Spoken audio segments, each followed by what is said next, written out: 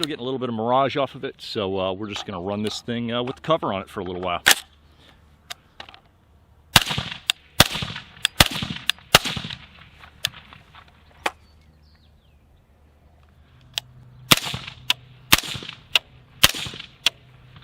Sounds surprisingly well on 5.56 with that 308 end cap on there. Sounds really good on there. Welcome back to 13C. Looks a little weird and the trees hitting me in the back of the head. It's because I am tucked as far back into this tree line as I can to try and get the audio quality clear enough because it is a windy day out here again. Anyway, on deck today, the Liberty Suppressor's Sovereign Silencer.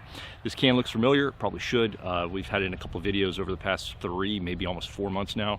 This can transferred in through Silencer Shop. We used their SID kiosk back 3-4 months ago at least. Anyway, at the same time that Constitution came in, which is a 5.56 can, this is their 30 caliber can.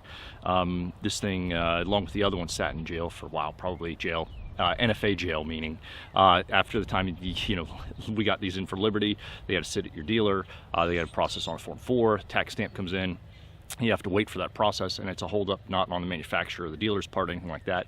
It's a holdup through the government, be it the ATF or FBI doing background checks, whatever the case may be. That's why sometimes these things can take a while. Wait times are down now, theoretically, with everything that's going on with the whole Rona and whatnot. Who knows exactly where it's going to shake out as things continue to move down the line. But as it stands right now, at least, wait times are not as bad as when I had filed for this back 15, 16 months ago, roughly. I'm not sure. It was a while ago. Any event, 30 caliber can. It is 7 1/8 inch in length, 1 5/8 inch in diameter. Completely lost my train of thought here. Oh yeah, you can tell I dinged the hell out of this thing right after I got it. Actually, I was putting the mount for this on that G2 Recon that I have, and I went to just thread this on. I was not paying attention. It was cold. My fingers were half frozen being out in the barn, and I dropped it right on the concrete and got a nice little scuff right there. Hit right on the edge right there, so kind of a worst case scenario for the end cap here. The cap was in here. These are user serviceable. This is a 30 caliber cap, which comes with. You can pick up a 5.56 cap if you want. I don't have one of those. And generally speaking, this is going to be more of a 30 cal can, like 308, stuff like that. I really don't have any need to pick up a dedicated 5.56 cap for them. I find some of those can be almost more novelty-ish because of the loud crack of the supersonic 5.56 round. I find that I would honestly rather just have some of those extra gases escape with it, and between the crack of the supersonic crack, do you really need the 5.56 cap to contain some more of those gases and quiet down the actual sound of the shot versus a supersonic crack? That's a decision for you guys to make. Some people really like doing that. For me, I just don't find it worth the effort personally. But if you are one of those people who like it, it's definitely an option for you if you are so inclined. It's a light can. The reason why I mentioned dropping it is this is a titanium, stainless steel, and aluminum mixture here between the core, the cap, baffle stack, blast back here, the whole 9 yards. So with that, it comes in actually pretty darn light, 12.7 ounces, so it is a light can for a 30 cal can. It's on somewhat of the smaller side at 7 1/8 of an inch. I think I mentioned that. It's got a C-Series Cerakote on here as well. This kind of more falls in line with not a purely, in addition to the mount that it comes with, the 5/8 by 24 brake. It's a radial brake, very effective brake, but holy cow, is that thing gonna ring your bell. Wear good hearing protection with that, maybe even double up. Any brake like that that's really functional like that, that has the design of that, we'll put a picture up or I'll show you, whatever the case may be. Man, that thing puts off a huge concussion. So it's the nature of the beast, right? Really tames the recoil down on your 308s. Same time, you've got to trade off. Those gases are going somewhere, the concussion's going somewhere. There it is. This will thread right onto that. Just direct the threads right on there. It's taper mount, pretty effective. I'll put a picture up there. I have not wiped the taper on it at all, so you can see a distinct difference between the carbon buildup on the end of that radial brake and then the cleanness, if you will, of where the taper would meet with the taper interface in here. So it's functional design, it works well, and you can visually see and prove that out as well.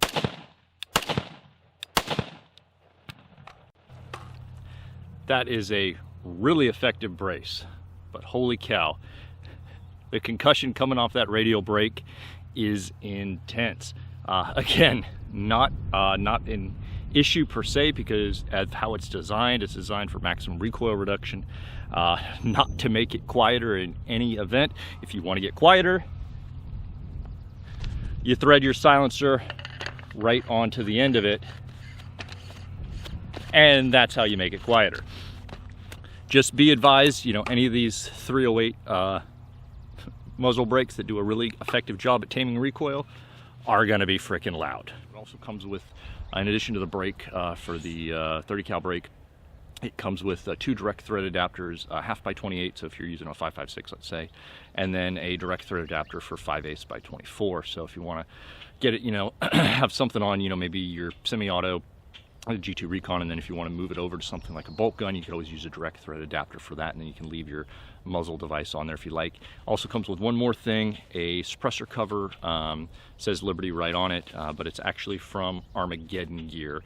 So far this has done a good job to drop, especially some of the colder months, drop a little bit of the mirage off the heat of the suppressor. Suppressors get, silencers, whatever you like. There's no wrong answer there, whether you're using silencer or suppressor. If somebody wants to ding you for going either direction, don't worry about it. There's no wrong answer.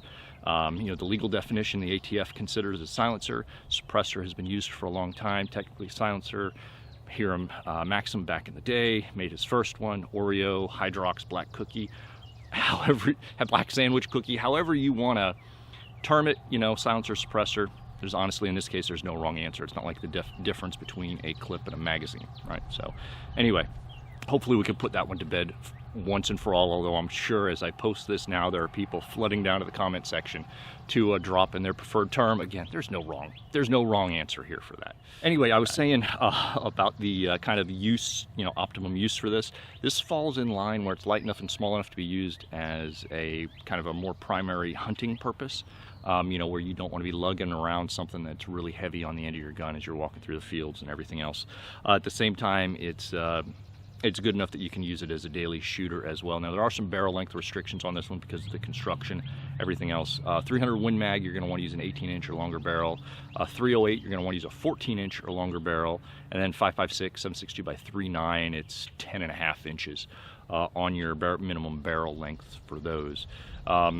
Liberty rates this thing at 28.4 decibels of average reduction, sound reduction. And then I'm assuming with that rating they are using it for what they actually put up metered data for, which would be the a 24-inch barreled 308, which got 137.1 decibels average, including the first round pop. So that's where we are right there. It's got a nice deeper tone to it. We're going to put up some shots shooting at both 308, 5.56. Sovereign on a 5.56 now. I've actually got one of Liberty Silencer's 5.56 flash hiders on here, threaded 1/2x28, so it'll fit on our 5.56 rifle here. I'm using the cover here as a makeshift mitt because I forgot my mitt. I guess in the house, in the barn, I'm not sure. Anyway, suppressor cover will make a good mitt for that. There it is underneath there, because we're hot swapping these cans right now, and they do get hot. Zion 15 right here, in for testing from IWI. So far, really pleased with what we're seeing. This is going to be the first suppressed rounds we put through this, so I'm anticipating we're not going to have any problems, but who knows? If we are, we're going to find out right here on camera. Anyway, we're going to wind up having a full video on this probably about a month from now. We've still got more rounds to put through it. We're going to put some more 5.56 cans through it, probably put the Constitution on here as well. What else are we going to do? I don't know, all the other testing we need, accuracy testing, everything else. So far, everything I'm seeing looks really promising. So definitely subscribe if you haven't already. Hit that notification bell.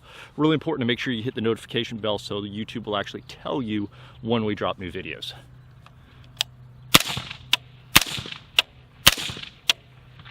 Sounds surprisingly well on 5.56 with that 308 end cap on there. Sounds really good on there. All right, well, Liberty Sovereign back on our Zion 15 here. We're going to alternate a few steel, dirt, just so you can kind of hear the difference here.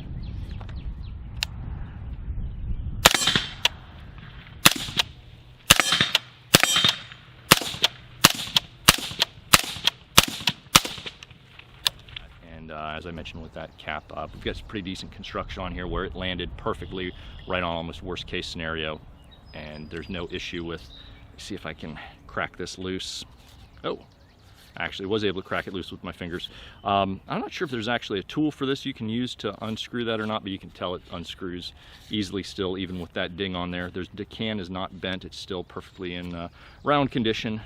No issues there, but I just thought it was kind of interesting that the lighter shell on this held up you know, pretty well, and it didn't really, none the worse for wear. Anyway, I mentioned Silencer Shop earlier that I transferred this through. If you're not familiar with the process, SID kiosk makes it really easy to do your transfers no matter where you're picking up your silencers from. If you've got a local dealer that does that, you go to the kiosk once, put in your fingerprints, put in the information there, and then you don't never have to visit that kiosk again if you don't want to. So let's say you've got you know, a dealer that you know, works one but they don't have the kiosk, whatever. You never have to go back to it again. And for updating your pictures every year, you use an app on your phone for that. So it makes it really convenient, makes it way easier than it's been in the past. And that's one of the things that as we go through some of these I've been wanting to focus on, is that it is much easier to buy a silencer today than it was 10 or 20 years ago. You don't have to go down to the police station and get fingerprinted. I mean, you could if you want to. You can do it the old school way also. But this makes it way easier, way faster, and honestly, you know, today it's the convenience factor. So anyway, especially like right now, if you're not really wanting to go into a shop, or the shops in your area unfortunately are closed due to local restrictions or state restrictions, you can still order something, get all the paperwork done, do it all online without even going down there if you already had your fingerprints into the kiosk, and you can get that process started and rolling. And while all this is going on, it's going through the process, so it makes it a little bit easier that way. Anyway, thanks again, everybody. We really appreciate it. We're gonna wrap up this portion of it now. Sorry it's a little weird here with trees bouncing into me again. Crazy windy day out there. I'm kind of tucked into this little thing right here as best I can so the audio doesn't sound like garbage. Facebook.com/gun reviews is a great place to find us. Leave some comments. You can obviously leave them down below. YouTube comments are notorious for getting delayed notifications. Sometimes I don't see them for a while, so if I don't get back to you, I apologize. Leave the corresponding post on Facebook, and it makes it a lot easier to see your stuff and get to it that way. Instagram, we're at 13C Gun Reviews there. I have a Patreon as well if you're interested in that. And thanks again, everybody. 13cgunreviews.com, the website. You can pick up 1776 United. This is one of their hoodies. They also do our channel shirts. We'll put a thing down below, 7613C will get you 15% off virtually everything on their website, including our channel t-shirts if you want to pick one of those up to help support the channel. We also have a swag shop. You can go and check that out too. Unique patches and stuff that is 100% unique to the channel that you won't find anywhere else. So thanks again, everybody. Take care, stay safe, and we'll talk soon. So we've been bouncing our can back and forth off a couple different rifles. It's warmed up enough that with this magnified optic on here, you're seeing a little bit of a mirage. It's not like a crazy cold day out here or anything. A little windy, definitely a little nip in the air, but nothing too crazy. Anyway, we're just gonna keep shooting this guy.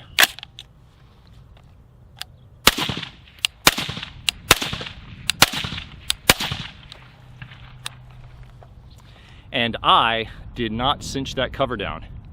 Hopefully I didn't just put a hole through it.